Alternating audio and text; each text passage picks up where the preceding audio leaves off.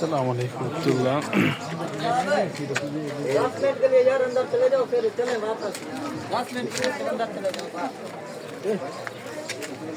এটা হচ্ছে বীর ওসমান এর সংক্ষিপ্ত ইতিহাস, যে আল্লাহ রাসূল সাল্লাল্লাহু আলাইহি ওয়াসাল্লাম জামানায় এর মালিক ছিল এক ইহুদি।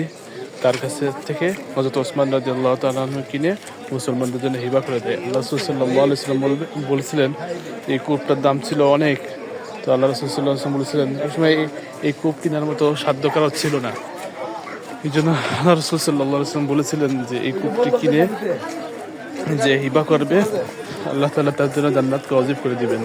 তো আল্লাহ হযরত ওসমান রাদিয়াল্লাহু তাআলা আনহু এটা খরিদ করে মুসলমানদের জন্য হিবা করে দেয়। যাই হোক, এটা হলো, এটাকে বলে বীরে ওসমান।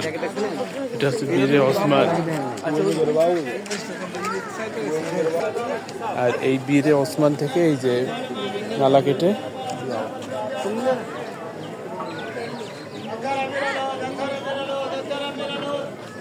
এখান থেকে পানি দেওয়া হয় খেজুর বাগানে।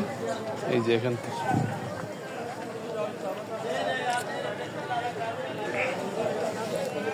এখানে এই যে ফিশ সামা খাতুন দৌড়াদৌড়ি করতেছে।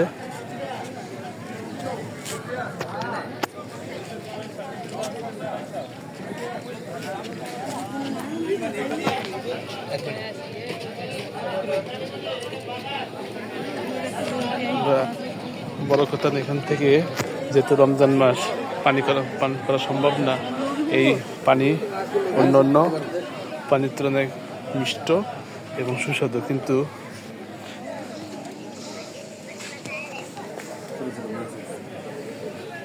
রোজার কারণে আমরা পান করবো না, হয়তো হালকা একটু চেহারা মুখে লাগাইতে পারি, এতটুকুই। আর এত বড় খুব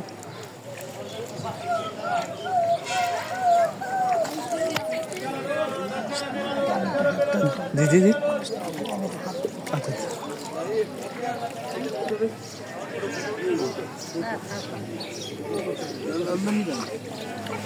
এই যে এই কূপটাই যে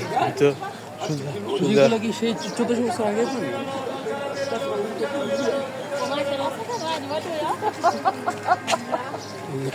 এই যে এই ড্রেনের মাধ্যমে এই বাগানটাকে কি সিঞ্চন করা হয়।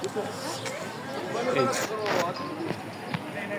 আর এটা হচ্ছে নাম করা খেজুর বাগান।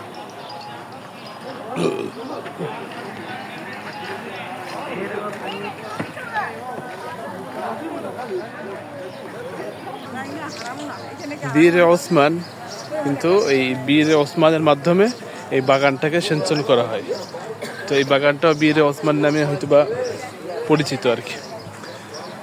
আল্লাহু আকবার।